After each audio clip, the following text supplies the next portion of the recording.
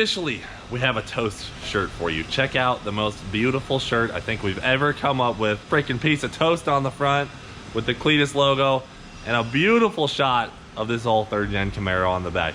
How can you not love this shirt? It's available only now on pre-order through the end of this week at CleetusMcFarland.com. But for now, enjoy the video. Hell yeah, brother. You're on the Cleetus McFarland YouTube channel. What's going on, guys? What's going on, mullet? You know, just out here doing Camaro stuff. Gotta have the mullet if you're gonna do Camaro stuff. What are you doing today, Coop? Watching. We're about to freaking rip this thing or what? We're making some noise. So making some noise today. Guys, we got this thing. You're not gonna believe how good toast is idling. It's a night and day difference. So we got Kevin from KSR Performance Fabrications in the house. You guys remember him? He's actually helped us dial in Leroy, neighbor. Have you messed with Ruby at all? No, I think I have actually. No, but now we're on to toast. So this has been a really tough tune for me. Struggled on the dyno, and Kevin's in town to really help us out. And we already got started. We did a timing check on each cylinder, made sure everything was correct.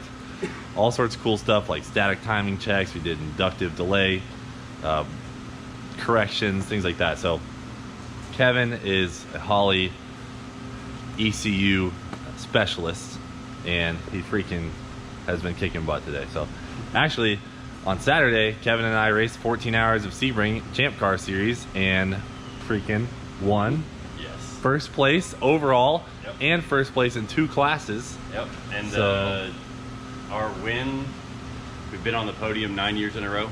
So yeah, so 80 cars at Sebring, 14-hour race, and not only did we finish in first with 2 cars, the 3rd car finished in 11th, which is still really good. So super fun day at Sebring. We both got about 6 or 7 hours of driving, still feeling like each, so we're still feeling it. But Kevin drove down today, and he's back at the shop with us. We're gonna get toast put up on the dyno and hopefully make some freaking power. So we're just kind of waiting for dyno to open up. Jeremy's on it right now. We're gonna go to lunch, come back, put this thing up there, make some pulls. We still have the low boost setting on the pulleys. Hopefully, if everything goes smoothly, we're gonna do a pulley swap, put the big one on bottom, small one on top. That should jump us from maybe 7 pounds to hopefully 12.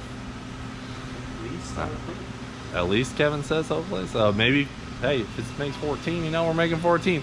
We'll see what happens, but super excited. So shout out to Kevin. I'm already feeling a lot better about this whole situation. So we'll be back with you in a minute when we're hopping on the dyno. It's time. Are you ready, Kevin? Feel like your body is ready? Your body is definitely not ready.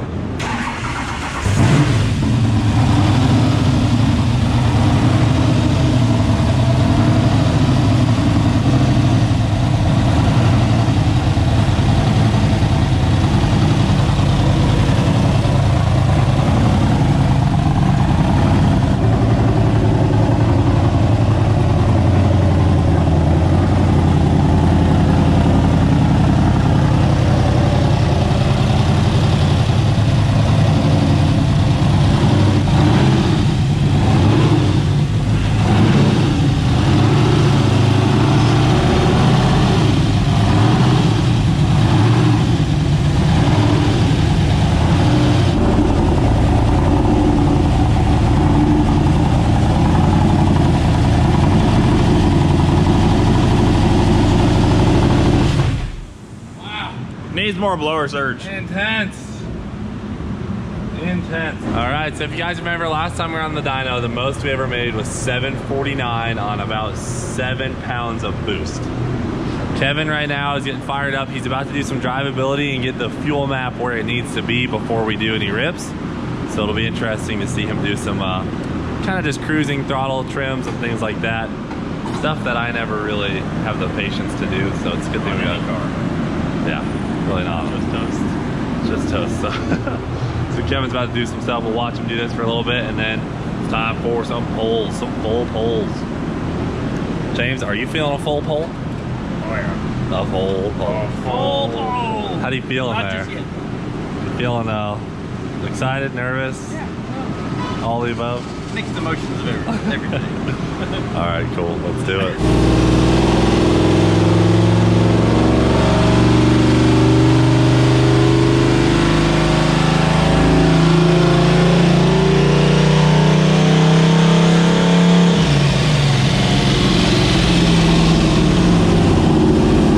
Crazy. Well, it's already sounding cleaner. Well, that's good. Going for it's a little bit more drivability and maybe a little squirt on the throttle. Yeah, I think I'll probably do a little wide open squirt on it just to see, because I've kind of worked on most of the drivability areas and just kind of blended them in. Okay. See how the fueling is at wide open though. Oh boy. Yeah, just a little, probably 2 second. Okay. He's so patient. I was way past this point. Patience, what's that? Oh man.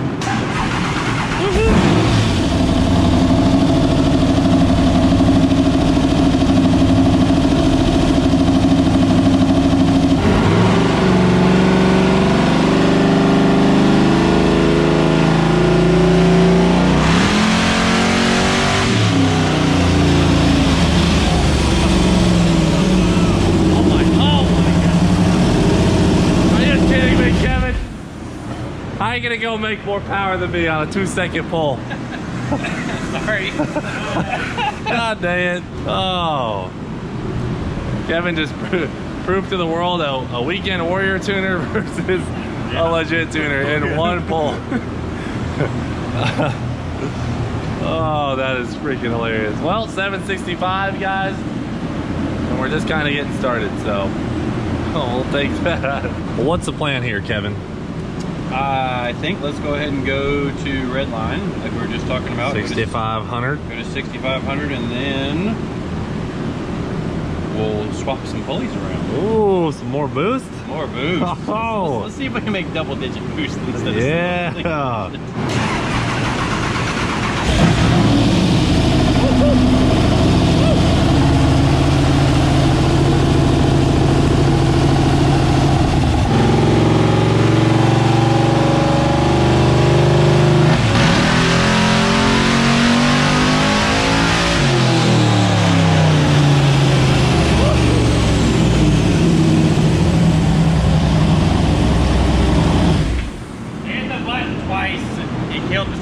Oh, here, I got it. Hey, this nice and Dang, 762, look at that. Like right on top of it. All right. the very top of the pole, it was 7 PSI. 7 pounds. Yep. Well, And by looking at it, I mean, it's laid over a little bit, but all of your like horsepower consumption goes up as wheel speed goes up. yeah. So you want us to change pulleys? Sure. Yeah, pulley changing time. Yeah, brother. Bring in the boost. We got to pick up 200 horsepower somehow. 240. We might need nitrous. We're going for that 1,000 horsepower goal. All right, so as many of you know from riding bicycles as children, a quick sprocket change can pick up some serious mile per hour on your bicycle. Essentially what we're doing is a sprocket change on our bike here, but our bike is gonna spin our supercharger at a faster RPM. So this was on bottom, spinning that one there on top. This is a 52 tooth, this is a 45 tooth. We're now gonna put the bigger one on bottom, and it's gonna spin this one on top faster. So we're really doubling up here. Most people just change the top one, or just change the bottom one.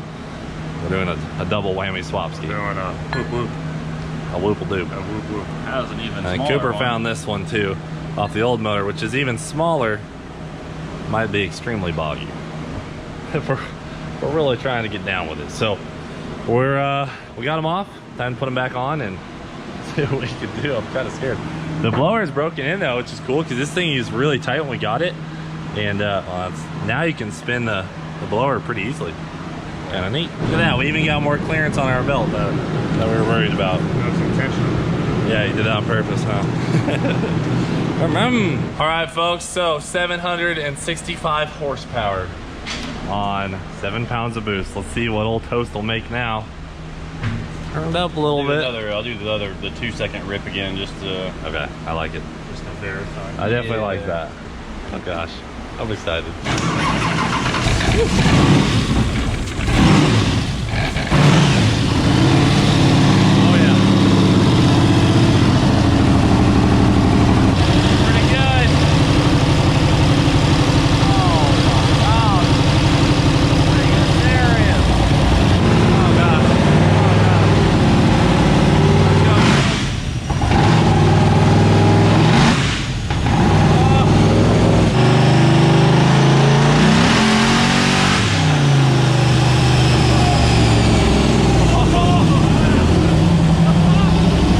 Yeah, buddy! 914 horsepower. On a blip of the throttle. Woohoo! Dude. Yeehaw. Dude, it almost bucked off the dyno. Thought you were gonna do a wheelie. I definitely got it took the transition a lot better. I need to work it a little bit more, but Yeah. it was way better than it was. It had just a little bit of a hesitation in it, but damn, it seemed to like that. It did. Those were 900 horsepower blips you were doing. Yeah, pretty much. It's a little under 1,000. We gotta get her there. That was awesome. 914, just coughed out 900 horsepower. Like, oh, I see 10 pounds. 10.8. 10.8 pounds. At 5,700. 5,700 RPM. That was really early in the pull, so. Yep. Woohoo! So guys, it's gonna be interesting to see if we can get to 1,000, but you can see we kind of already peaked there and it's coming back down. There might be some power left and some timing and some fuel trims, but we might even have to get a smaller pulley if we really want to make 1,000. So what'd you change up on that one, just getting ready for a big pull? I just cleaned it up a little bit, and then looking at the data we had before, I think it's safe enough to go ahead and take the RPM on out. All right. See if it gains any more. I like it. Woo! Hey, hey.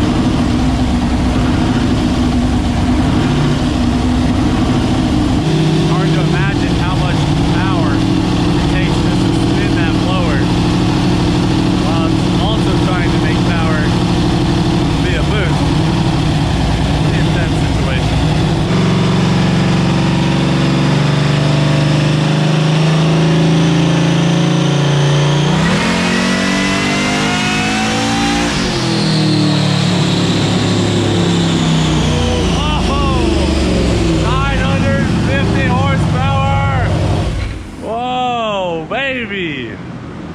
It picked up a little as it went up, but then something's not happy up top. Yeah. It might be rich on fuel. Yeah, it was riding, 950 at peak, and then it definitely did get a little bit of richness, but shoot, that was a good first full pull. That was higher than I thought it was going to be. Yeah. I thought we were probably going to run out about 940, 950. Bro, Yeah. it was 950. Oh man. Did James go to get his 50 shot? I think James went to get his nitrous bottle. We're so close. Hey, there might be a tick of timing or a tick of fuel that could do it, so we'll see. I feel like we can make it happen. So we got more timing. Yeah, I did tickled a little timing and I leaned it out up top. Come on, Toast! Come on, Toast. Oh, that startup is so rowdy.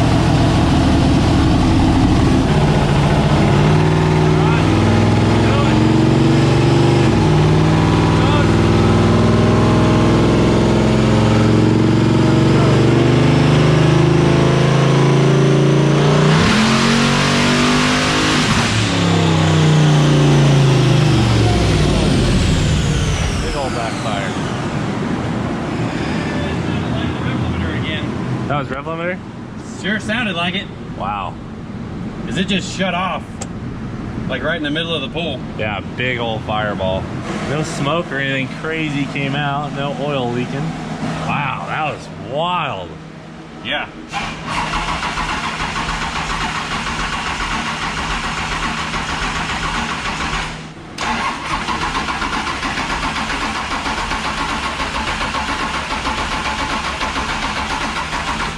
Yeah, RPM? I forgot to watch.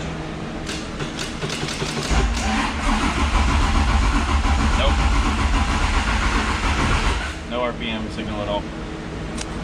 That would do it. That. That would do it. All right, guys, we gotta take a look around, see why we lost our RPM signal. That was pretty scary. We were on our way to 1,000 horsepower. Damn. Damn, damn, damn. So what we're looking like, guys, is there's a collar that sits on the shaft of the distributor, and it looks like the collar, the screws backed out, the little set screws backed out and fell off, so the distributor was able to come up and out on its own. It wasn't the distributor tie down, it was the collar that tie down attaches to, and now it's free moving. So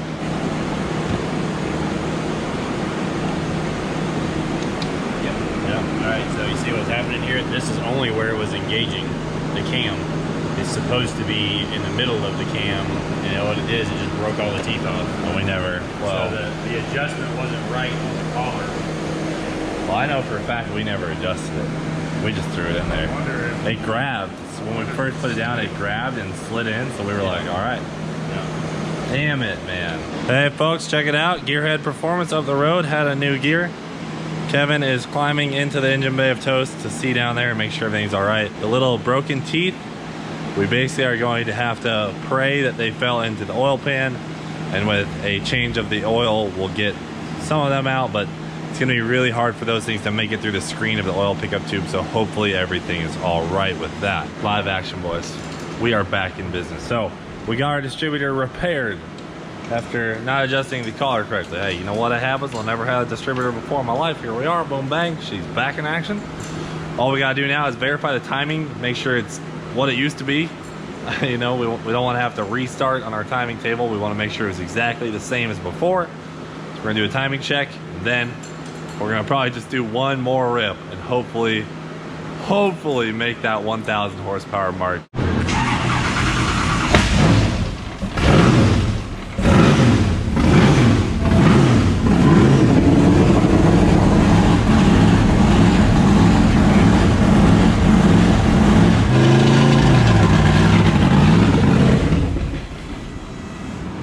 Something's broken. We heard that backfire. We're like, man, there's an exhaust valve open at 20 degrees of timing. So we weren't exactly sure what was going on. Ran it for a couple more seconds and it picked up a sound. So shut the car off immediately. On the backfire, we might have broke something. So we might have bent the valve, might have broke a rocker. We're about to pull this valve cover. It sounds like it's on this side. Could be numerous things we potentially hurt. Popping. Yeah, it didn't sound good. So we're gonna take a gander here. Hopefully everything is okay. There's obviously something wrong, but maybe we can figure it out easily. All right, so lots of live action. I'll wake up that TV real quick. Lots of live action.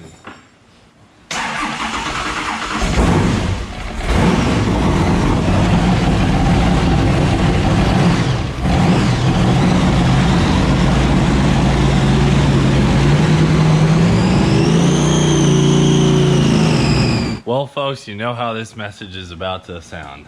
We have been fighting with Toast ever since the big backfire, call it the big bang. We have been sitting here fighting with it. So we found that we stripped, what's it called? The Polylock. a polylock. Yeah. A polylock popped off. We lost a rocker. So we thought for sure we had figured out the issue, because once we started the car after the big bang, it wasn't making vacuum. And so we were like, well, it's got to be something mechanical. We checked over everything, found the rocker problem, fixed that, and checked for any vacuum leaks. Didn't find anything there. Tightened everything back down, checked for leaks. And we've been fighting for a while now. As you can see, it is dark. But we just have to call it at this point. The engine, we need to give it a compression test, a leak down check. We need to pull the blower off, make sure everything's okay. There's a chance that the relief valve in the blower is Yeah, it could not be sealing. messed up. Vacuum leak. There could be a million different things right now, but we have to take it apart and find it before we just send it on another pull and end up blowing this thing apart. So 950 freaking horsepower. Right there. I mean, that could be as simple as a couple degrees of timing and some fuel trims, and it could jump to 1,000. That was only his third pull on the higher boost setting. Actually, the second pull. And then the third one was the one that went bang. Third, yeah. So it went 914, 950, and then we got on the pull, the big bang pull here at 930. You know what's awesome though is we have a really close tune. At the end of all this, we have a really close tune. So we can manage the mechanical issue here. It could be a bent valve. Yeah. It could be a messed up something or another in the blower. We gave this thing a pretty big sneeze, and it all comes back to the distributor not being down all the way, which I'll take the blame for sure.